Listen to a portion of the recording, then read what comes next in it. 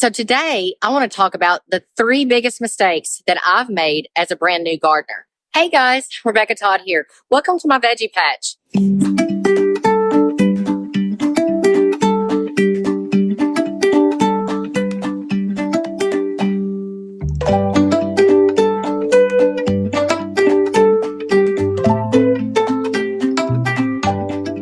I'm absolutely in love with the process. The learning, the doing, the redoing, the relearning. You know, there's so much to learn. I could be talking about plants that make good companions for other plants, plants that make bad companions for other plants, timing of growing seeds indoors, transplanting outside.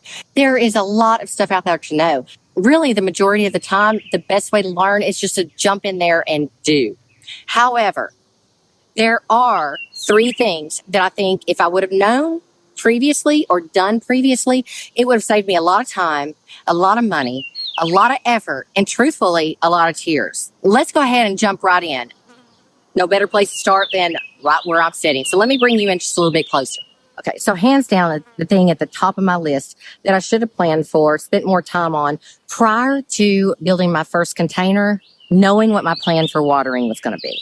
Irrigation is of the utmost importance, and you need to have a way to get plants what they need. I thought, I'll figure it out. I'll put it up on a timer and it'll be all good. But I wasn't really thinking about different plants have different needs.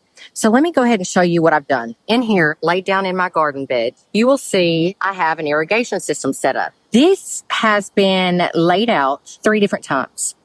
I cannot tell you the hours that I have spent trying to get the right amount of water to the right places. Some of the problems with these irrigation setups is the more spouts that you put, the less the water pressure gets in certain areas. And so how I had it set up originally was not hitting to my front beds up here because those were added in after all of this. And when I did add those beds in, suddenly the water back here with my peppers and cucumbers that really need water, they weren't getting hardly any. By the time it got here, the water pressure was absolutely horrid. So I had to rip it up. It was starting in the front. Now it's starting in the back, going this way. Still not perfect. And I completely ripped it out of here, which is my sweet potato bed. Now you'll see back there. Where are you at? Oh, there it is. I got an Oya that helps to keep that area moist. So that is one good thing, I think. So I ripped all of the extra tubing out of here so that the water pressure could be concentrated here.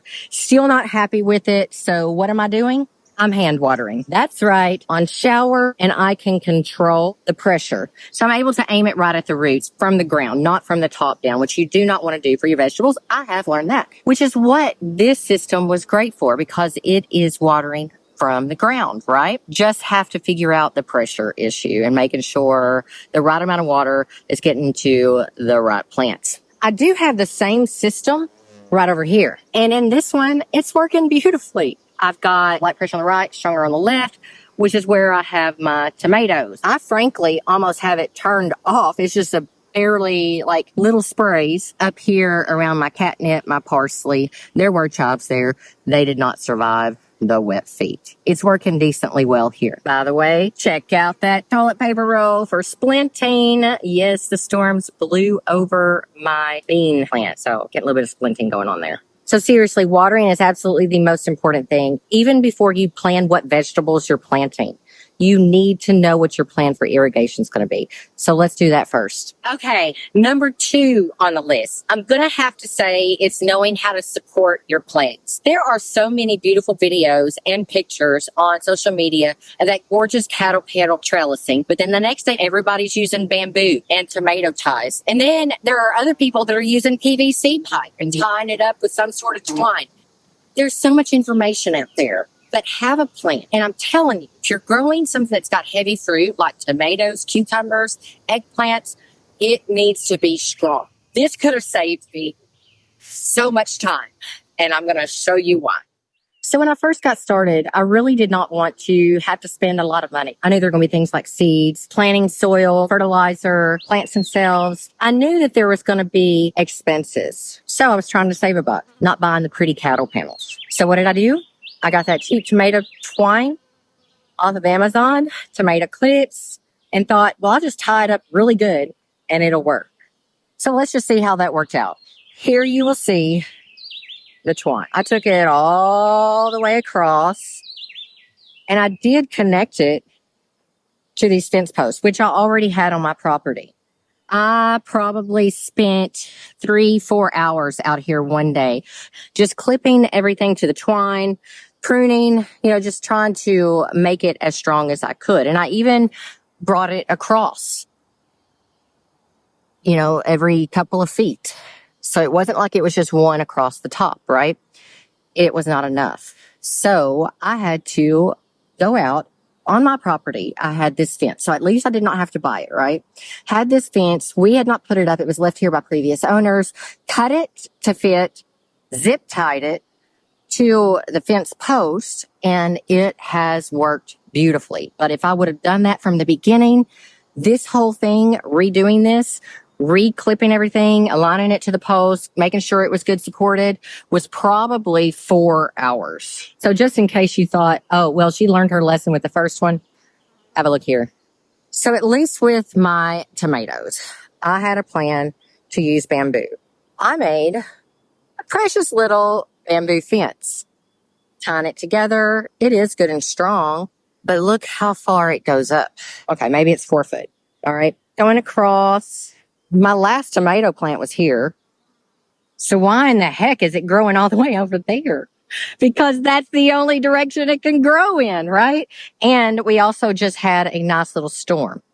So today's project, going out, cutting more fencing, putting it back up, and trellising properly these tomatoes. But I need to get more support or I'm going to actually lose plants. So, got my carpenter pants on, got my boots on, ready to go out there in the woods and drag out some more fencing.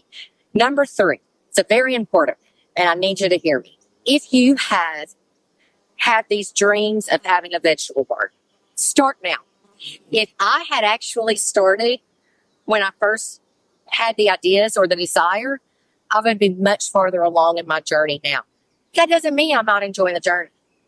I just wish I was farther along. And actually, if someone like me can do this just with help and advice from a few friends, Google, college extension, social media, what I'm going to say there is choose one account, maybe a couple, and follow them because the information out there is so confusing. Also helps to make sure that there's someone close to your zone. I'm down here in freaking Arkansas, and it's hot.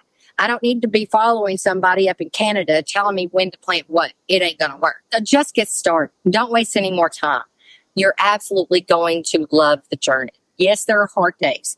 Yes, I cried when I had to rip out that water system for the 3rd time and spend hours trying to get it fixed because I knew how important watering was to those plants. And those plants to me at this point, kind of like my babies, right? I'm just really wanting to make sure that they're okay.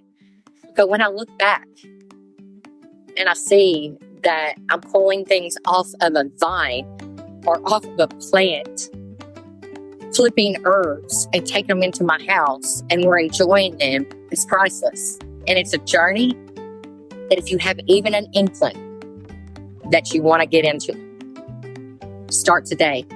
People are starting to do their seeds for their fall crops. Get it going. Anyways, hope you enjoyed. Hope that you'll stay with me for the journey. Drop down the comments. Let me know. Are you new to gardening? Have you been doing it for a few years? If you haven't started yet, give me your start date. It's time. See you soon.